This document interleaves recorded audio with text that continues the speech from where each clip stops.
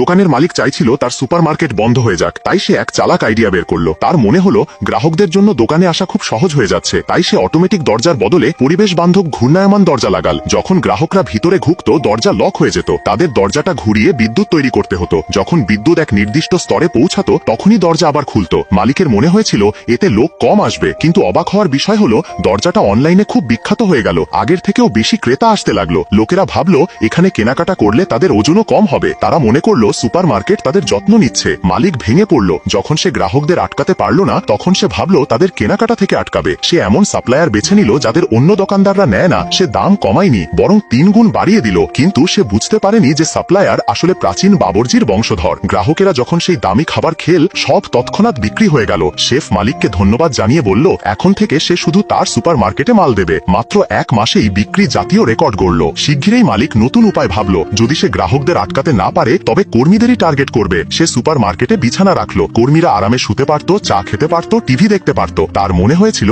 ধীরে ধীরে সবাই অলস হয়ে যাবে, কিন্তু কর্মীরা ভাবলো তাদের সম্মান করা হচ্ছে। তারা আরো বেশি পরিশ্রম করতে লাগলো। একদিন একদল লোক স্টোরে এলো। তারা আসলে স্থানীয় শ্রমিক ইউনিয়নের সদস্য। বিছানার খবর শ্রমিকদের কানে পৌঁছে গিয়েছিল। সেই দিন থেকে শহরের সব শ্রমিক শুধু এই দোকান থেকেই কেনাকাটা করতে লাগলো। তাদের ডিসকাউন্টও লাগতো না। মালিক আবারও ভেঙে পড়ল, তবু সে হাল ছাড়ল না। সে নকল পণ্যের টিভি শোতে অংশ নিল। কিছু সুপারমার্কেট চমৎকার প্যাকেজিং করত, কিন্তু ভিতরে খুব কম মাল থাকতো। কিছু 600 গ্রাম খাবারকে 300 গ্রামের 2 প্যাকেটে ভাগ করে 1 কিনলে 1 ফ্রি বলতো, কিন্তু দাম বেশি রাখতো। মালিক নিজেই তার পরদিনের পণ্যের ফাঁস করল। ভাজা মুরগির সাইনবোর্ডে লেখা ছিল 6 দামে 8টি মুরগি। আসলে 6টি মুরগিকে টুকরো করে 7ম মুরগি বানানো হয়েছিল। তারপর উপর থেকে একটি পুরো মুরগি যোগ করা হয়েছিল যাতে সত্যি লুকিয়ে থাকে। দর্শকরা হতবাক হয়ে গেল। সবাই ভাবলো 6 দামে 7 মুরগি মানে একেবারে সৎ ডিল। মালিক হঠাৎ শহরের সবচেয়ে দয়ালু ব্যবসায়ী হয়ে গেল এবং পরদিনেই সব শেষ।